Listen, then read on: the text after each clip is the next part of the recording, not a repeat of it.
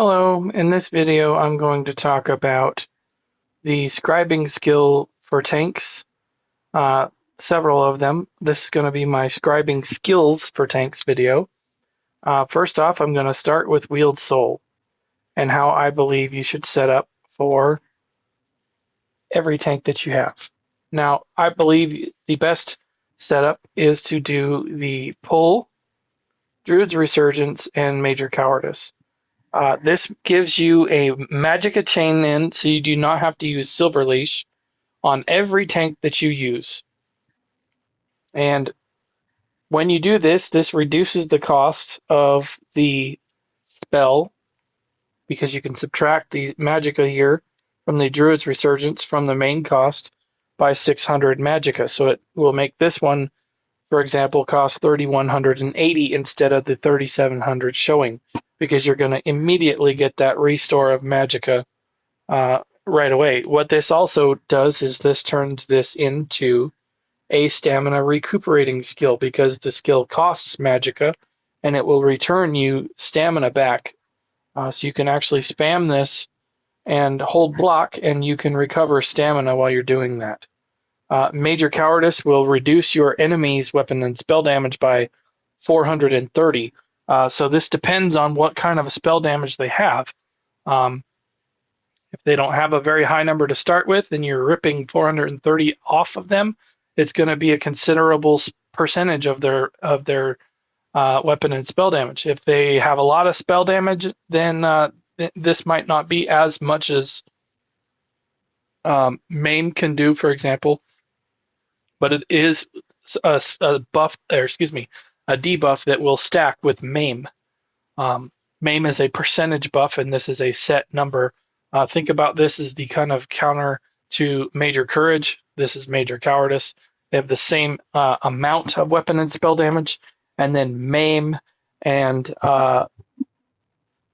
Berserk are basically the same, with their percentage dealing 5% for minor and 10% for major. So keep those in mind. But Wield Soul is the way I recommend setting up the Wield Soul skill. So moving on to the next most popular one is the shield throw, and I will start off by saying I do not recommend running the traditional way of doing the shield throw. As you can see right now, I have this set up as the traditional Taunt, Sage's Remedy, and the Maim. This is how a lot of people recommend to do this, and as you can see, this costs a lot of stamina.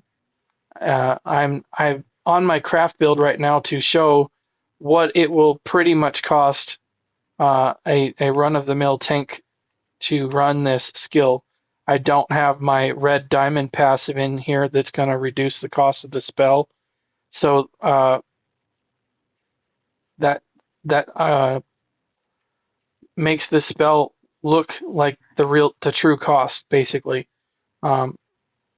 So the shield throw, as you can see, costs 2,646 stamina. That's quite a lot if you've got to taunt several things. Okay, so now how do I set this up? I set my shield throw up with frost damage instead, and then I go frost, and then I do the rest of it exactly the same. And then that gives you a heal with the Major Maim to pair really well with the Major Cowardice, reducing a very large amount of weapon damage from the enemy and damage done for a very cheap Magicka skill. This is very cheap for the amount of burst heal you get. So let me just jump on my main build here now that we've done that demonstration. I can show you side by side. Actually, it's better to go in here and I can show you. This is the traditional, what it costs me on my tank build.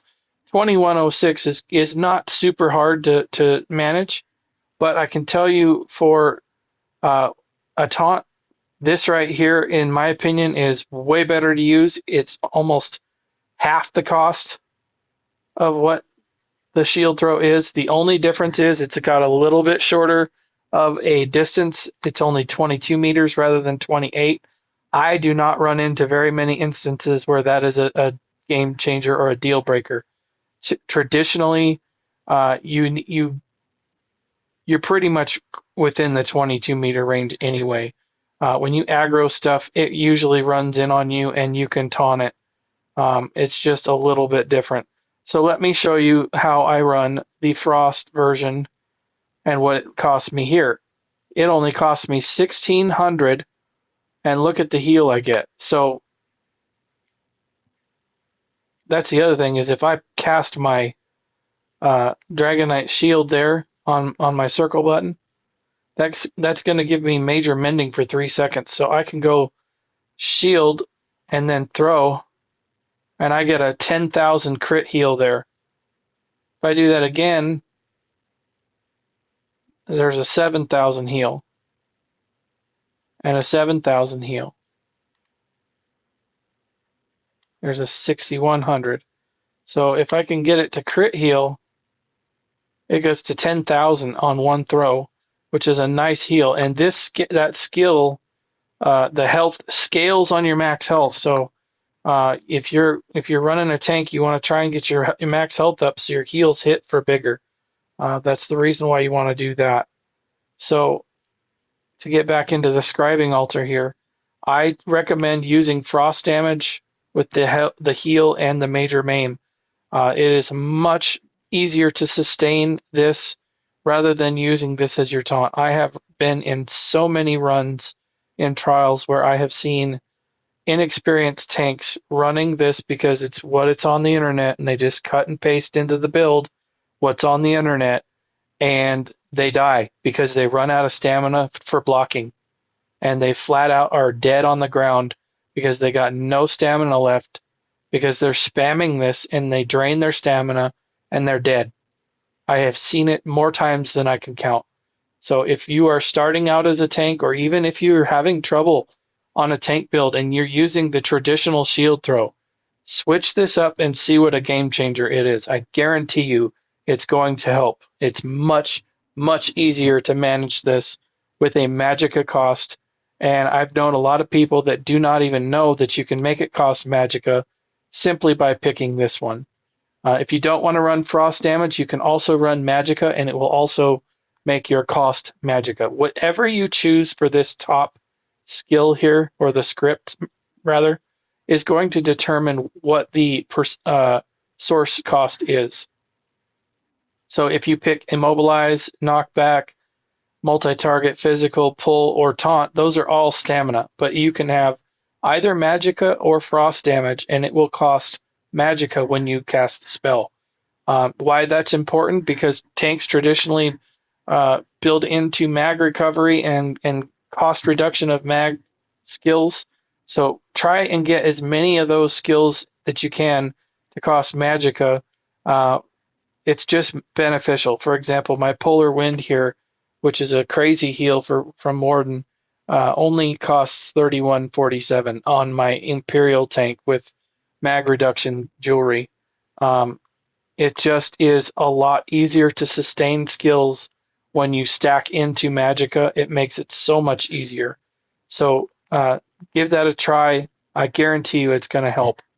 It's going to be a lot easier than spamming a stamina skill that costs up and over 2,100 stamina to cast it, and that's probably even more expensive on a tank that's not an Imperial, for example. So I don't recommend the stamina version of that. Try the Magicka one. Trust me, it's a lot easier. So next up, I'm going to cover Soul Burst here. I use this as a burst heal with a heal over time, and I like to give minor courage to the group with this, and the reason why I do that is because this is the only source of courage with the scribing. I know that a lot of healers run Xena's empowering discs or whatnot. I just like to have that buff there for the Soul Burst, because if you look at what else is here, there's not a whole lot of other stuff that really is useful, like brutality and sorcery on a tank is virtually worthless. You could get minor expedition. I suppose you could use this for ad pulls. The minor intellect is really good if you don't have a source of that in your toolkit already. Um, the major prophecy and savagery is kind of useless on a tank as well. And then minor resolve, I already have that in my build from my necromancer tank line. The bone tyrant gives me major and minor resolve in one button, so there wasn't really a whole lot to choose from here. I guess these two could be the other possibilities, but I thought giving group members within range minor courage would be a good way to help keep that buff up. It's not a big buff, however, it's nice to have on your group members. So that is what I recommend for the Soul Burst. Um, and so the last one that, or actually second to the last one that I'm going to recommend is the Ulfsild Contingency uh, from the Mages Guild. I use the traditional setup for this. Um, I use the shield with the damage reduction. A lot of people use protection. I like to use the minor intellect to get the recoveries up. Usually, I've got a source of protection. Otherwise, besides this, so I go back and forth on using protection and minor intellect, honestly, because it just depends on what kind of classes you're using, whether or not there's a minor protection available within the kit or not. Um, for example, for ad pulls, a lot of times I'm using Pulsar, which provides minor protection anyway. So um, there's just not there's a lot of ways to get minor protection, and that's just something to think about. What kind of buffs do you have in your group and all that? And a lot of times these bottom buffs here kind of don't really. There's usually only one or two that are really good. Like this minor breach, you could use it for ad pulls, but there's just an easier way to get minor breach on everybody by proccing the chilled status effect on your wall of elements with Pulsar. Those two skills will easily give you AoE minor breach very easily. Uh, so that's what I recommend for the Ulfsild Contingency. And then after that, Trample. This I'm going to tell you is probably very, very situational. And the reason why is because it has a cast time along with Torchbearer and also the Elemental Explosion. I don't recommend running these because they have channel times on them. You really only want to do this maybe when you're coming up on an ad pull to give them a debuff of some kind. Um, it's really not a good idea to try to use a skill that is going to put you in a cast channel, and you could possibly get heavied and get one shot by not bracing during the channel part. So I'm just not going to recommend this. Although if you're going to use this on coming up on ad pulls, I would recommend the Assassin Misery here. That will give you a concussion, sundered, and hemorrhage status effect on the enemies.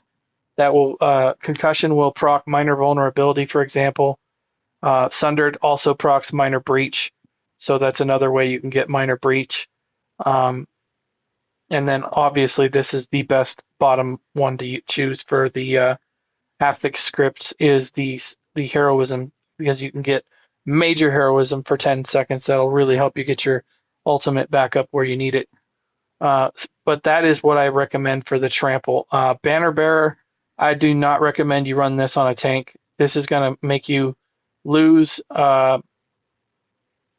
essentially lose stamina every 2 seconds. You do not want something like that ticking on your tank. The Torchbearer here, look at how much stamina that costs if you use the Generate Ultimate, which is usually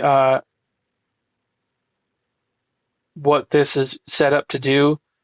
If you're off tanking in a trial and you're not really blocking that much, maybe you're just kind of off to the side waiting for ads to come up, then you might be able to put this on and cast it when you're not in danger. But this is a very situational skill. I would say probably um,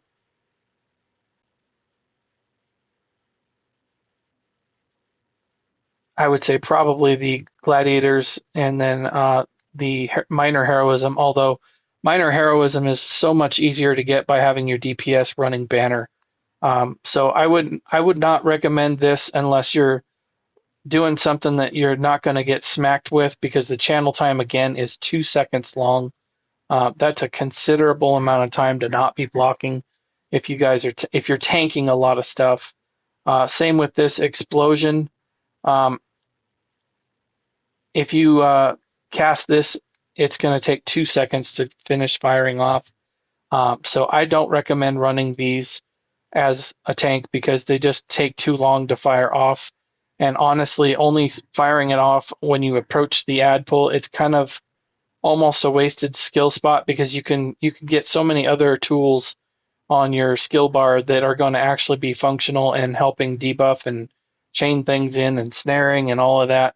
I wouldn't waste a whole lot of skill spots for doing something that is going to only be useful in certain situations. So that's pretty much what I'm going to recommend for the scribing skills for tanks. Mainly the Wield Soul and the Shield Throw, and the Wield Soul, or excuse me, Soul Burst and the Mage's Guild skills are very, very good. They are instantly castable. There's no channel time. They can cost Magicka. They also benefit your group. For example, Soul Burst and Ulfsild Contingency, if they are within the 8-meter radius of the skill, then your group members will also get the benefit of those spells, that however you've got them set up. So keep that in mind. Um, those can be very, very helpful implements to your tank build. Um, and so that's the way I recommend using the scribing altar for the tank skills. But I'm going to end the video there. I'm going to thank you very much for watching. If you found this video helpful and you thought it was interesting, please take a look at my YouTube channel and go down to the created playlists, where I have all of my organized Elder Scrolls Online videos.